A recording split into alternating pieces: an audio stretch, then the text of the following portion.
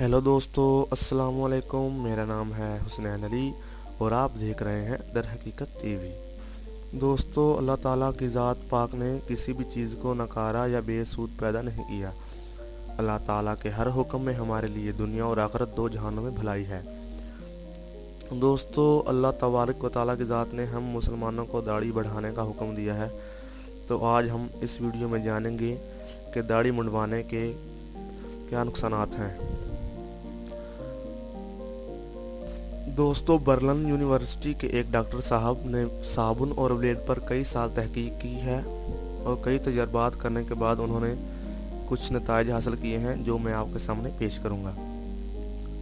दोस्तों, doctor Berlin के मुताबिक शेव करने से जितना नुकसान इंसानी जिस्म को पहुंचता है, शायद ही जिस्म के किसी और हिस्से को पहुंचता होगा। दरअसल ब्लेड या उस्तरा जिल्द को मुसलसल खुरचता रहता है और हर शेव करने वाले की ये ख्वाहिश होती है कि उसके चेहरे पर ज़रा भी बाल महसूस ना हो, ताकि चेहरे के हुस्न और निखार में कोई कमी ना हो। इसलिए चेहरे को बार बार छीला जाता है। इस तरह उसके चेहरे की जिल्द ख़राब हो जाती है और तरह तरह की अमराज को कबूल करने को तैयार हो जाती है। गंदा उस्तरा या ब्लेड फेरने के लिए जिल्द पर ज़्यादा ताकत खर्च होती है। इस तरह जिल्द पर जख्म हो जाते हैं जो बज़ाहिर तो नज़र नहीं आते, लेकिन जलन महसूस होती रहती है।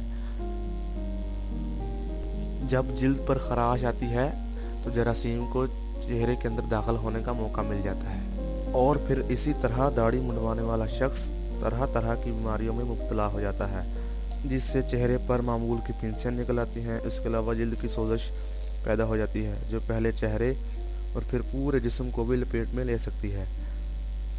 शेव का मुसलसल अमल गदूदों पर भी असर डालता है और आपकी नज़र को भी नुकसान पहुंचा सकता है। और आप लोग ये जानते हैं कि दाढ़ी रखना हम मुसलमानों के लिए शरई तौर पर वाजिब है।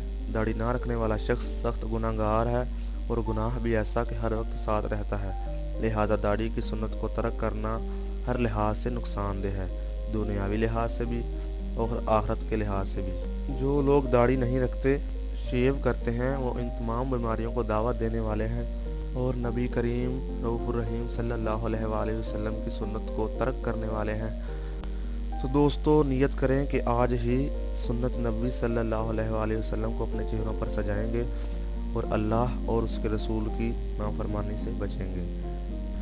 तो दोस्तों, कैसी लगी आपको मेरी ये वीडियो कमेंट सेक्शन में ज़रूर बताइएगा और हमारे चैनल को सब्सक्राइब करना ना भूलिएगा।